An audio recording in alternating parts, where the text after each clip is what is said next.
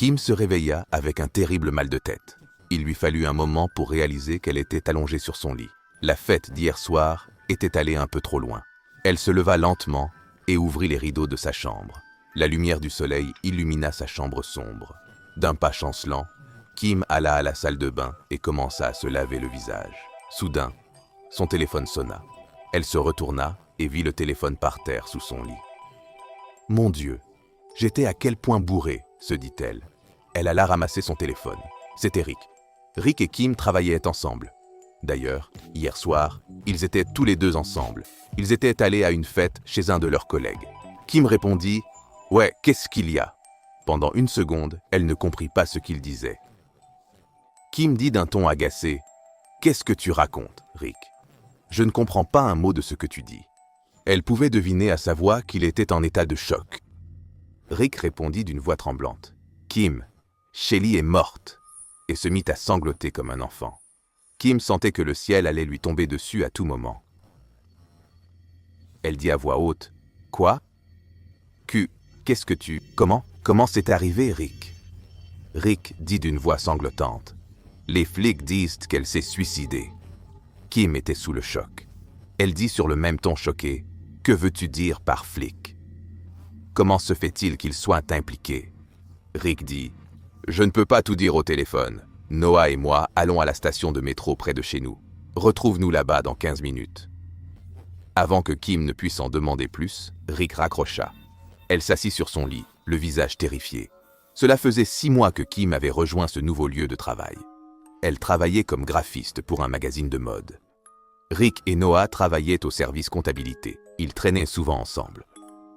Hier soir, ils étaient tous ensemble chez Sean. Sean avait invité presque tout le monde à la fête, sauf Shelly. Tout le monde au bureau l'évitait un peu à cause de sa nature inquiétante. Shelly avait le béguin pour Sean. Elle lui a même fait sa demande 2 fois, mais Sean a clairement dit qu'il était déjà en couple. Mais Shelly est devenue obsédée par lui.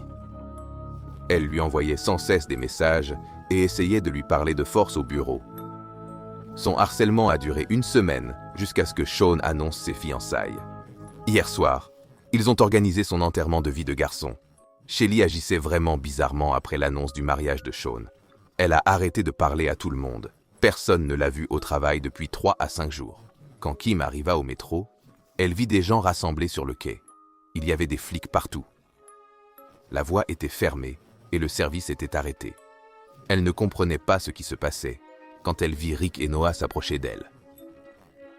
Leur visage était pâle et trempé de peur. Elle demanda à Rick « Quelqu'un peut me dire ce qui se passe ici ?» Rick essuya ses larmes et dit « C'est Shelly. Elle a sauté sur les rails ce matin et s'est suicidée. » Les images de surveillance montrent qu'il y avait très peu de monde sur le quai aujourd'hui, c'est dimanche matin. Shelly se tenait sur le quai. Soudain, la rame de métro est arrivée de l'autre côté. Et quand elle s'est approchée, Shelly a sauté sur les rails. Noah dit d'une voix terrifiée « Les flics ont appelé les secours. » Il y a du sang partout. Elle est toujours allongée là-bas, et il fixa le bord du quai avec des yeux apeurés. Comment ça, elle est encore allongée là-bas? Les flics auraient dû récupérer son corps. Qu'est-ce qui leur prend, bordel? Dit Kim d'une voix en colère, et elle se dirigea vers les rails. Rick voulut l'arrêter en disant « Non, Kim, tu ne comprends pas. Elle est... » Mais avant qu'il puisse en dire plus, Kim était déjà près des rails. Il y avait des taches de sang partout sur le quai. Mais quand son regard se porta plus loin, elle hurla à plein poumon et s'effondra sur le sol du quai. Shelly gisait sur les rails, son corps déchiré en 2. Le bas de son corps sous les roues, le haut immobile. Ses yeux exorbités, gorgés de sang. Ses entrailles s'échappaient de sa taille fendue. Du sang partout sur son corps. Sa bouche grande ouverte. Elle a dû hurler quand le métro l'a écrasée. Un spectacle atroce. Kim n'en pouvait plus. Elle avait la nausée. Noah et Rick l'ont portée de l'autre côté du quai. Elle s'est mise à vomir. Après un moment, elle finit par se ressaisir et s'assit sur les marches du métro. Un policier vint lui offrir de l'eau. Les ambulanciers sont venus récupérer le corps mutilé de Shelly. Quand ils arrivèrent, tous les 3 chez Kim, il était presque midi. Ils s'assirent sur le canapé. Aucun d'eux ne pouvait croire que Shelly n'était plus là. Noah brisa le silence et dit « Quelqu'un a prévenu Shawn ?» Rick répondit « Je ne sais pas. Laisse-moi l'appeler. » Kim était assise, le visage vide et pâle. Rick composa le numéro de Shawn et lui annonça cette terrible nouvelle. La réaction de Shawn tomba comme un coup de massue. Shawn dit d'une voix irritée « Écoute mec, je ne suis pas son copain. Je n'étais même pas son ami. Je ne comprends vraiment pas pourquoi tout le monde m'appelle depuis ce matin pour me pourrir la vie. C'est pas ma faute, mec. Elle s'est fait des idées toute seule. Arrêtez de me mêler à ces conneries. » Kim n'en revenait pas. Elle craqua complètement. Elle lui arracha le téléphone et dit « Je n'arrive pas à croire que tu sois aussi égoïste, Shawn. Un de nos collègues vient de mourir d'une mort horrible. Tu pourrais au moins montrer un peu d'empathie. Je plains vraiment Shelly d'être tombée amoureuse d'un connard comme toi. » Puis elle raccrocha, furieuse. Rick et Noah furent aussi blessés par le comportement cruel de Shawn. Le lendemain, au travail, Kim vit Shawn à la cafétéria en train de rire avec des collègues comme si de rien n'était. Shawn la regarda et dit « Hé Kim !» Mais elle l'ignora et s'éloigna. Toute la journée, Kim ne parla pas à Shawn et l'évita complètement. Le personnel du bureau décora le bureau de Shelly avec des bougies. Ils placèrent une photo de Shelly où elle souriait, heureuse et joyeuse. Kim se tenait devant son bureau, les larmes aux yeux. Elle ne pouvait s'empêcher de penser que personne ne méritait de mourir d'une mort aussi horrible. Après le travail, elle rentrait chez elle quand Noah vint lui demander « Hé, ça va ?» Kim hocha la tête. « Oui, je crois. » Noah demanda d'une voix hésitante « Rick et moi, on pensait aller boire un verre. Tu veux venir avec nous ?» N'importe quel autre jour, Kim aurait accepté avec joie, mais là, tout ce qu'elle veut, c'est rentrer et s'allonger. Kim dit d'une voix fatiguée « Non, merci. Je ferais mieux de rentrer dormir. » Elle quitta le bureau. Kim ne voulait pas prendre le métro, mais c'est le moyen le plus rapide pour rentrer. Elle regarda sa montre. Il était déjà 20 heures. Il y avait moins de monde dans les rues à cause du froid. À contre-cœur, Kim se dirigea vers le métro. En descendant les escaliers, une sensation glaciale lui parcourut l'échine. Elle ne savait pas pourquoi elle sentait que quelque chose de grave allait encore se produire ici. En marchant vers le quai, elle commença à transpirer de peur. Mais après avoir regardé les rails, elle se calma un peu. Les voies étaient propres et dégagées. Il n'y avait aucun signe de sang. Kim s'assit sur les sièges du quai et attendit l'arrivée de son train. Il y avait 2 à 3 personnes sur le quai, mais toutes attendèrent le train de l'autre côté. Le quai vide du métro restait silencieux devant ses yeux. Un train est arrivé de l'autre côté et est parti avec le reste des gens qui attendaient sur le quai. Maintenant, Kim était complètement seule dans ce long métro. Elle consulta l'emploi du temps. Elle doit attendre encore 10 minutes pour son trajet.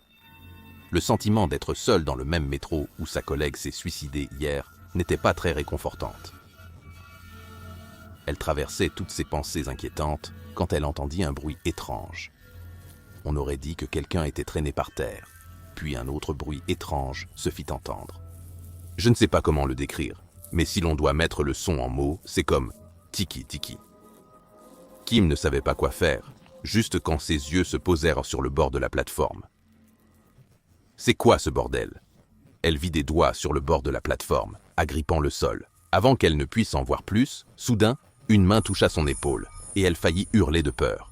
Mais en se retournant, elle vit Shawn debout là, le visage surpris. Shawn dit avec un sourire gêné « Désolé, je ne voulais pas te faire peur. » « Tout va bien ?» Kim dit d'une voix soulagée « Ne refais jamais ça. » Puis elle dit « Qu'est-ce que tu fais ici ?» Shawn dit « Je suis venu m'excuser pour mon comportement de tout à l'heure. » Kim, tu devrais savoir que je suis tout aussi choqué d'apprendre la mort de Shelly, mais ce n'était pas ma faute, tu sais. Tu sais mieux que quiconque comment elle m'a rendu la vie impossible. Je ne dirais pas que je suis content qu'elle soit morte, mais je ne peux rien y faire non plus. Kim ne dit rien, pendant que Shawn continuait d'expliquer que ce n'était pas de sa faute, et que Shelly était malade mentalement. Shawn finissait sa phrase sur le fait que Shelly aurait dû consulter un psy quand ce bruit se fit de nouveau entendre. Shawn s'arrêta. « T'as entendu ça, ou c'est juste moi ?» Kim répondit, confuse. « Non, moi aussi. » Ils regardèrent vers les rails d'où venait le bruit. Shawn s'approcha du bord du quai pour voir ce que c'était. Kim le suivit. Mais ce qu'ils virent ensuite leur glaça le sang. Shaun tomba par terre et Kim se colla au pilier, le souffle coupé. Aucun son ne sortit de sa bouche. C'était Shelly, ou plutôt son fantôme. Elle était assise sur les rails, mais il n'y avait que le haut de son corps. Ses cheveux dégoulinèrent de sang, sa bouche était béante et vide. Ses entrailles pendaient au bout de son torse. Elle se hissa des rails avec ses mains et se traîna vers Shaun en boitant, émettant un son horrible. Shaun rampa en arrière, terrorisé, et allait se lever pour fuir quand un horrible incident se produisit sous les yeux de Kim. Le fantôme de Shelly trancha le corps de Shaun en deux, éclaboussant le quai de sang. Le cri de Shaun résonna dans le métro, tandis que Kim s'évanouissait. Kim est toujours hospitalisée. Tout ce qu'elle a entendu aux infos, c'est que la caméra du métro a capté des images bizarres cette nuit-là. La caméra montre Kim debout, terrifiée, collée au pilier, tandis que son collègue Shaun est au sol, haletant. Le plus étrange, c'est qu'il n'y a personne d'autre sur le quai, mais soudain, Shaun est coupé en deux, le sang gicle partout, et il meurt horriblement. La police a tenté plusieurs fois de recueillir le témoignage de Kim, mais elle n'a pas dit un mot depuis. Elle fixe juste le plafond de l'hôpital, comme une créature sans vie. Alma vit l'horloge. Il était 3 heures du matin. Elle sortit la tête de sa couverture pour voir sa chambre. Même avec le chauffage allumé, l'air dans la maison était glacial. La pâle lueur de la lune rendait la pièce encore plus sombre. Alma ouvrit la porte et entra dans le couloir. La cuisine est en bas. Elle avança prudemment car il faisait trop sombre. Ses mains cherchaient dans le vide la rampe en bois de l'escalier. Soudain, elle entendit un cri. Son visage devint blême, comme vidé de son sang. Elle resta là, dans le noir, figée. Oui, elle avait déjà entendu ça.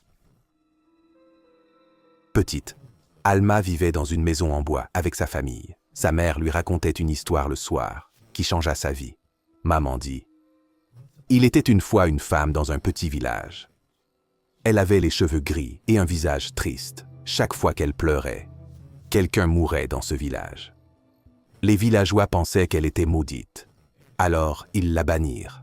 La femme se mit à errer seule dans les bois, dans le noir. Les bois lui faisaient peur et elle pleurait. Chaque fois qu'elle pleurait, une créature près d'elle mourait. On dit qu'elle s'appelle Banshee, et son esprit erre encore la nuit. Quiconque entend ses pleurs trouve un proche mort le lendemain. Allongée dans son lit la nuit, Alma pensait souvent que si c'était vrai, si Banshee existait vraiment, et elle finissait par s'endormir, jusqu'à cette nuit où elle entendit Banshee pleurer dans leur propre maison. Cette nuit-là, elle se leva, laissa sa couverture en laine par terre, et alla chercher de l'eau. C'était la 3e fois qu'elle entendait ses pleurs, comme si quelqu'un souffrait vraiment sans pouvoir s'arrêter de pleurer. Elle crut que c'était son petit chat, mais le trouva endormi sur le paillasson. Partagée entre curiosité et peur, elle fouilla tout l'étage. Les pleurs durèrent un moment, puis s'arrêtèrent. Et puis, ce fut le silence de mort. Alma alla à la cuisine, se prit un verre d'eau. Juste au moment de remonter, elle l'a vue. Elle était assise sous l'escalier et pleurait. Alma n'a plus peur des pleurs maintenant. Ce qui trouble Alma, c'est que quand la femme pleure, ses yeux ne clignent jamais. La femme fixe Alma et pleure, mais ne cligne jamais des yeux. Comme chaque nuit, Alma l'ignora et alla dans sa chambre. Le lendemain matin, en se réveillant, elle entendit du chaos, signe que quelque chose de grave s'était produit dans leur maison. Elle traversa le couloir, suivant le bruit venant de la chambre de son frère. Elle entra et vit sa mère pleurer fort près du lit de son frère. Elle s'approcha du lit. Son frère était allongé, yeux fermés, face au plafond. Ça lui semblait une drôle de façon de dormir. Mais papa lui dit « Ne le dérange pas, ma chérie. Laisse-le dormir en paix. » Des gouttes de sueur perlèrent sur son front car Alma se souvint enfin. Aujourd'hui, c'est ce jour-là. Ce jour-là, il y a 10 ans. Alma éclata en sanglots en se souvenant. Sa chambre était à l'étage, à côté de celle de son frère. Maman et papa dormaient en bas dans la chambre de mamie. Elle était nouveau-née, son frère pas encore né quand grand-mère est morte. Elle ne l'a vu qu'en photo, avec son sourire tendre, tenant le lapin blanc sur ses genoux. Aujourd'hui, 10 ans après, Alma n'a plus jamais entendu ce cri. Tout le monde est parti maintenant. Son frère, sa mère, son père. Elle reste seule dans la maison. Ses larmes coulaient Elle pensait que c'était sa faute. Sa faute de ne pas avoir réveillé ses parents pour leur parler de cette femme. Soudain, elle entendit des pas venant de sa chambre. Elle venait la chercher maintenant. Alma se précipita vers l'escalier dans le noir et se cacha sous les marches. Elle essaya de ne pas faire de bruit, mais les pas se rapprochaient. Quelqu'un descendait l'escalier. Alma ferma les yeux de peur et les pas s'arrêtèrent. Elle ouvrit lentement les yeux. Elle haletait, gémissait. Qui sait ce qu'elle verra? Ses yeux étaient grands ouverts. Elle ne pouvait ni cligner ni bouger. Une vieille aux cheveux blancs, au visage triste, debout dans la cuisine, la fixait. Le monde d'Alma bascula. Elle vit seule. Les portes sont verrouillées. Comment est-elle entrée? La femme au visage triste la désigna. Alma savait ce qu'elle voulait dire. Le sol se déroba sous ses pieds. La femme connaît le secret d'Alma. Il y a 10 ans, Alma étouffait son petit frère avec son oreiller. Maman et papa n'ont plus aimé Alma, pareil, après la naissance de son frère. Ils lui achetaient plus de jouets qu'à elle. Même si son frère cassait ses poupées ou ses vêtements, maman ne le grondait jamais. Elle fut oubliée après l'arrivée du fils. Elle se rappelait s'être consolée en pensant que son frère était prêt, qu'il le voulait, en avait besoin. Nous avons tous besoin de ce sommeil éternel. C'est un soulagement, une délivrance du péché que l'on a commis. Combien de fois avons-nous souhaité pouvoir tout recommencer, effacer ce qui s'est passé? Mais il ne reste qu'un souvenir, bon ou mauvais. Notre vie nous offre une pluie d'événements. Certains nous construisent, d'autres nous détruisent, d'autres nous laissent perdus dans la réalité. La mère d'Alma n'a pas supporté le choc de voir un petit garçon mourir dans son sommeil. Comment son cœur a-t-il pu s'arrêter? Ça a brisé ses parents, mais pas elle, car elle était heureuse. Elle était heureuse de garder tous leurs jouets pour elle seule. Heureuse, même si c'était mal, mais heureuse car son héritage restait entier. Mais maintenant, la Banshee est venue pour elle. C'est son heure, maintenant. Alma se leva et parla d'une voix brisée. Je ne voulais pas le tuer. J'étais juste une enfant. La Banshee commença à marcher vers elle, à pas lents. Son doigt restait pointé vers Alma. Alma continua d'une voix tremblante. « S'il te plaît, laisse-moi partir. J'étais juste une enfant. Je pensais qu'en appuyant fort sur l'oreiller, il se tairait et dormirait quelques jours. Mais je ne savais pas qu'il ne se réveillerait jamais. S'il te plaît, laisse-moi partir. Ça fait 10 ans maintenant.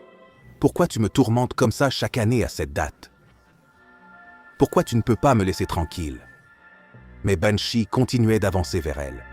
Elle s'est approchée très près d'Alma. Alma voyait ses yeux voilés, remplis de douleur. Banshee ouvrit alors sa bouche sombre et se mit à hurler. Alma fut terrifiée par cette scène et s'évanouit par terre. Le lendemain matin, à son réveil, elle se retrouva allongée sur un lit d'hôpital. Elle ne savait pas si c'était un rêve ou la réalité. Sa voisine est venue la voir ce matin. Mais comme elle n'ouvrait pas, sa voisine, Madame Sherman, a appelé la police et ils l'ont emmenée à l'hôpital. Madame Sherman était à l'hôpital quand le médecin vint la voir et lui demanda « Elle fait souvent ce genre de crise de panique ?» Madame Sherman dit tristement « Pas toujours, mais chaque janvier, ce jour-là, elle hurle et devient complètement différente. Une fois je suis resté avec elle, elle me parlait de cauchemars avec une femme aux cheveux blancs. Je ne sais pas pourquoi elle répétait en dormant qu'elle n'avait pas tué son frère. Le docteur répondit surpris. Qu'est-il arrivé à son frère? Madame Sherman répondit. Ne demandez pas. Alma a traversé beaucoup d'épreuves. Il semble que sa famille ait des antécédents cardiaques. Elle était petite quand son frère est mort d'une crise cardiaque. Puis sa mère et son père sont morts pareil, à leur vieil âge. S'il vous plaît, regardez-la, docteur. Elle a besoin d'aide. Le docteur hocha la tête et dit qu'il ferait de son mieux. Alma fut envoyée en hôpital psychiatrique pour de meilleurs soins. Elle reste maintenant assise près d'une fenêtre. Parle à peine. Parfois, elle regarde ses mains et pense à comment elle a mis fin à 3 vies et leurs souffrances. Mais elle ne sait pas pourquoi elle est encore en vie. Est-ce que Banshee l'a laissé souffrir pour l'éternité? Je suis sûr que vous connaissez tous l'émission de télé-réalité Big Brother. Chaque année, une nouvelle saison avec de nouvelles célébrités. Il existe de nombreuses adaptations de cette émission dans différentes langues. Voici l'histoire de Richard, qui travaillait dans l'équipe de production de Big Brother en 2018. Son travail était d'installer les caméras dans la maison Big Brother et de vérifier que tout fonctionnait bien. Le travail de l'équipe a commencé plusieurs mois avant l'émission. Richard était prêt à partir pour Los Angeles, où l'émission allait avoir lieu. Il fit ses valises et appela le fournisseur pour qu'il vienne avec le matériel et le personnel. Il monta dans sa voiture et prit la route vers le plateau de Big Brother. Après 1h30, il vit enfin le grand portail de la maison Big Brother. Il franchit le portail et gara sa voiture sur la droite. Le directeur de production, James, était au portail, en train de parler au fournisseur. C'était un type au visage de requin, vraiment méchant. On le voyait toujours draguer les collègues femmes sur le plateau. Richard se tenait là. Soudain, Smith s'approcha et lui demanda « Alors, cet endroit te plaît ?» Smith était le gardien de sécurité. Richard sourit et répondit « C'est une grande maison. » Étonnant qu'il n'ait pas choisi cet endroit avant. Smith regarda autour de lui et dit à voix basse « Rejoins-moi à midi. Je t'expliquerai pourquoi. » Puis il se dirigea vers le portail. Richard se dit « Pourquoi Smith fait-il soudain tant de mystère ?» Finalement, il se rendit à la régie pour vérifier l'installation des caméras. La régie avait 3 grands écrans plats qui diffusaient les images de toutes les pièces de la maison. Richard attrapa la chaise la plus proche et commença à vérifier la connexion de chaque caméra installée dans ces pièces. L'émission commence dans 1 mois, donc la maison est complètement vide pour le moment. Le fournisseur vint le voir et ils discutèrent des autres travaux techniques. Richard sort prendre une pause vers 18h. En sortant du studio, il réalise que presque tout le monde est parti. Richard avait l'habitude de rester tard sur les plateaux de tournage. Son boulot, c'était de gérer tout le support technique et de s'assurer que tout tourne sans problème pendant le tournage. Il allume une cigarette et remarque la petite pièce près du portail. Smith habite là. Richard était debout, fumant seul, quand soudain, quelque chose lui traverse l'esprit. Il se rappelle que Smith lui a dit « Rejoins-moi à midi, je t'expliquerai pourquoi ». Il décide d'aller le voir pour discuter un peu. Richard se dirige vers la petite pièce. L'endroit était si silencieux qu'il entendait chacun de ses pas. En arrivant près de la pièce, il voit Smith en train de siroter son thé. Smith lui fait un grand sourire et dit « Assieds-toi, je t'en prie ». Richard s'assoit et ils commencent à discuter. Richard demande « De quoi tu parlais cet après-midi » Le visage de Smith devient soudain tout sérieux. Il a dit « C'est juste une histoire qui fait peur, mais je ne devrais peut-être pas te raconter ça, vu que tu vas rester ici ce soir, tout seul dans le studio. » Et il s'est mis à rire. Richard a compris que Smith le traitait de lâche, alors il s'est entêté. Il l'a forcé à raconter l'histoire, et Smith a fini par accepter. Le mois dernier, l'équipe de Big Brother a rénové l'endroit pour tourner la saison actuelle. Avant ça, l'endroit était abandonné depuis 5 ou 6 ans. Le gardien qui bossait ici avant moi m'a raconté une histoire flippante sur cet endroit. Il m'a dit qu'il y a quelques années, on faisait passer des auditions ici et on tournait des petites scènes de films. Il y avait une belle fille qui s'appelait Cathy, venue pour une audition. James était assistant manager à l'époque. Il avait déjà une sale réputation, il draguait les femmes au travail. Paraît qu'il a promis à Cathy un grand rôle dans le film et l'a piégée avec ses belles paroles. On les voyait tout le temps ensemble sur le plateau. Mais à un moment, James s'est intéressé à une autre fille. Il a largué Cathy et lui a dit de dégager d'ici. Un soir, James travaillait tard au studio quand Cathy vint lui parler. Le garde la connaissait et l'appréciait pour sa politesse, alors il la laissa entrer. Elle alla dans la chambre de James et se mit à pleurer de l'avoir trahi. Ils eurent une terrible dispute. Et le lendemain matin, le garde trouva son corps sans vie, flottant dans la piscine derrière le studio. Les gens disent qu'elle s'est suicidée de chagrin. James avait de bons contacts, donc il n'a pas eu d'ennui. Richard demanda « C'est triste, mais qu'y a-t-il d'effrayant là-dedans » Smith pointa la maison. Beaucoup ont vu une femme flotter la tête en bas dans cette piscine. Ils ont d'abord cru à un cadavre, mais quand ils sont revenus avec d'autres, il n'y avait plus personne. Beaucoup pensent que son fantôme hante encore les lieux. Richard éclata de rire. Ce ne sont que des rumeurs, Smith. J'ai travaillé seul tard le soir sur plein de plateaux. Les fantômes, ça n'existe pas. Tu dois faire mieux si tu veux me faire peur. » Smith sourit sans rien ajouter. Richard regarda sa montre et dit « Il est 20 heures. Je dois retourner bosser, mais appelle-moi si tu vois des fantômes. » « Ouh, allez, mec. » Et il sortit en riant. En entrant dans le studio, il vit le couloir vide devant lui. Au bout du couloir, un immense mur de verre donnait directement sur la piscine. Il n'y avait personne au bord de la piscine. En plus, la piscine était très sale. Richard dit au fournisseur d'envoyer des gens demain pour la nettoyer. Il alla dans sa chambre et s'assit sur sa chaise. Toutes les pièces de la maison s'offraient à son regard. Il décida de vérifier les images des dernières heures pour analyser les caméras. Dans Big Brother, ces caméras sont un outil essentiel.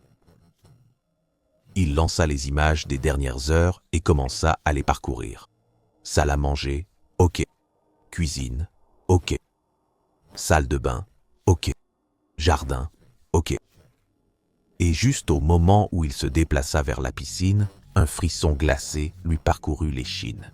Qui était cette fille près de la piscine? Il avança rapidement les images et découvrit qu'elle était restée près de la piscine pendant presque 1 heure avant de disparaître soudainement.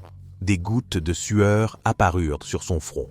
Il se dit « Smith disait-il la vérité? Cet endroit est-il vraiment hanté par le fantôme d'une femme ?» Il ferma immédiatement les images précédentes et ouvrit le tournage actuel de la caméra au bord de la piscine. Il n'y avait personne en ce moment. C'est une blague stupide que Smith essaie de lui faire, pensa-t-il. À ce moment-là, il entendit un cri terrifiant et ses yeux restèrent fixés sur l'écran. Il y avait une femme dans la piscine. Elle flottait la tête en bas. Richard n'en croyait pas ses yeux. Il courut vers la paroi vitrée du couloir et ce qu'il vit lui donna la chair de poule. Il y avait une femme qui flottait réellement sur la piscine. Son corps était sans vie. Richard murmura, effrayé. « Oh mon Dieu !» Soudain, la femme releva le visage. Richard n'avait jamais vu un visage aussi effrayant. La peau de son visage était pâle et pourrie. Ses grands yeux sortaient presque de leurs orbites. Elle regarda Richard et ouvrit la bouche. De sa bouche sombre et creuse, des asticots commencèrent à sortir. Richard tomba au sol, terrorisé. Il voulait crier, mais aucun son ne sortit. La femme se leva et marcha lentement vers la paroi vitrée. Elle se tenait maintenant près de Richard. Le verre était la seule chose entre eux. Ses ongles pendaient de doigts pourris. Elle avait l'air extrêmement terrifiante. Ses cheveux et vêtements étaient trempés. Elle le fixait, puis se mit à rire. Sa voix était terriblement effrayante. Richard crut que le verre allait se briser. Il se leva et courut vers la porte pour sauver sa vie. Dès qu'il sortit, il courut comme un fou vers la chambre de Smith. Smith fut choqué de voir Richard complètement paniqué. Avant de comprendre ce qui s'était passé, Richard s'évanouit au sol. Richard a été admis à l'hôpital. Il est resté 1 semaine à cause d'une forte fièvre. Il n'est jamais retourné sur le plateau de Big Brother. Il a quitté le contrat en invoquant son état de santé fragile.